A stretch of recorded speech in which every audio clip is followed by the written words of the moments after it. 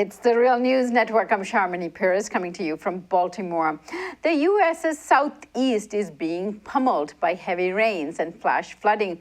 Unusually heavy rainfall is a classic signature of climate change, or a fingerprint, as scientists refer to it, of extreme climate change. From 1958 to 2012, extreme precipitation increased by 27% in the southeastern U.S.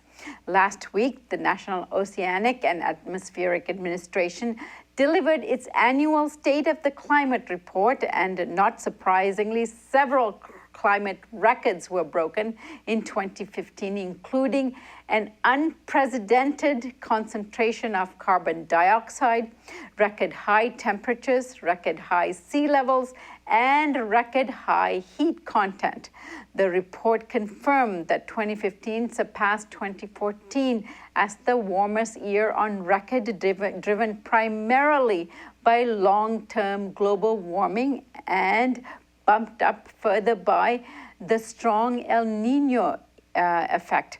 But will the Paris Agreement be able to mitigate any of this type of climate change? With us to discuss the report while he is en route to the Canadian Arctic on board Greenpeace's ship Arctic Sunrise is Professor Chris Williams of Pace University, Department of Chemistry and Physics, and he's a longtime environmental activist, educator, and author of the Ecology and Socialism: Solutions to Capitalist-Led Ecological Crisis. Thank you so much for joining us, Chris.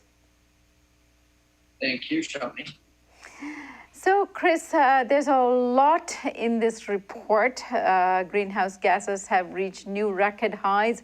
Global surface temperatures have reached record highs as well for the second straight year.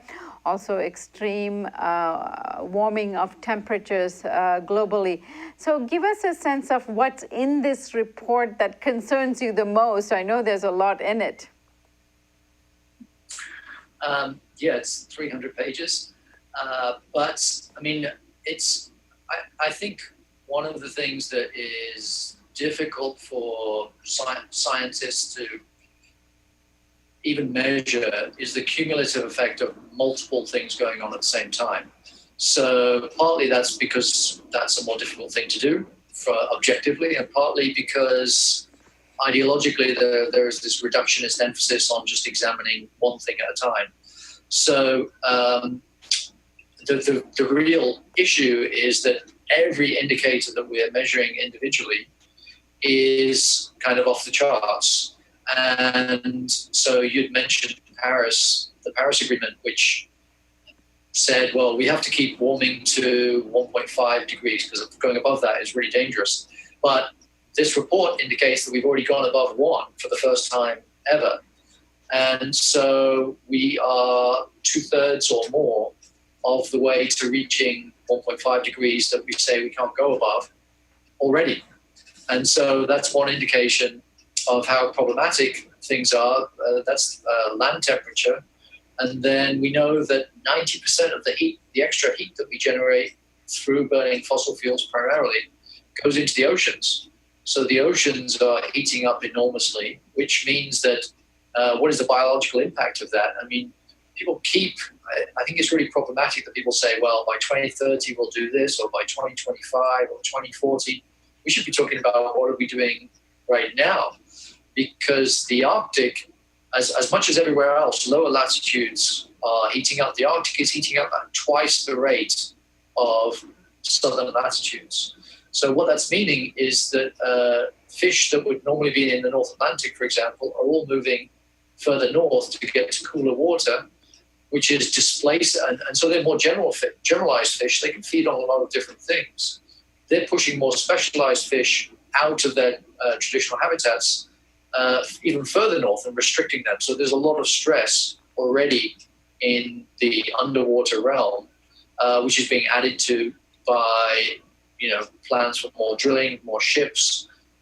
The U.S. military released a report last year saying climate change is already present. We should be talking in the present tense, not the future tense, as the Department of Defense.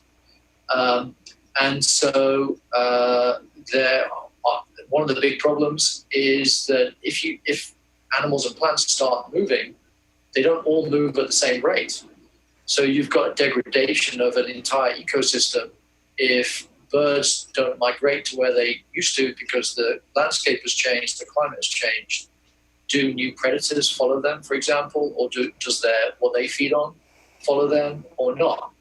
And so actually it's a breakdown of ecosystems because of the fact that they're so interdependent that we're already starting to see both below the water and on land. And so clearly that is going to have an impact on us because we depend on clean air, water, and functioning ecosystems to stay alive, being just another species on Earth.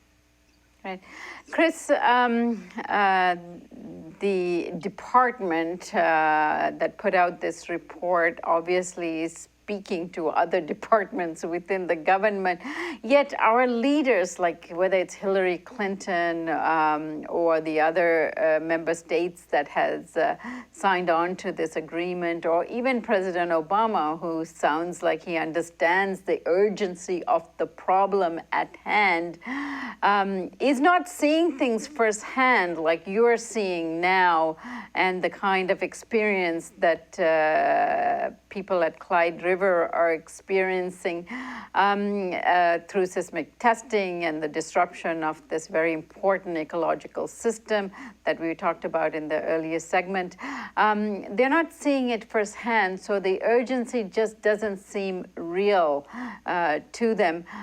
Is there any way of communicating what you're doing, what you're seeing, the analysis that you are gathering directly to people that have the power to make this matter as urgent as the military is telling them?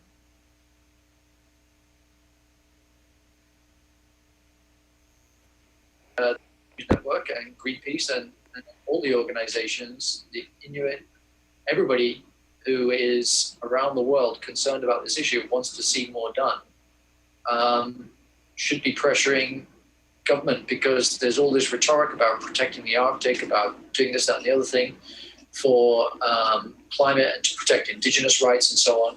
And yet, when you look at what's happened, I mean, I'll just give you one statistic.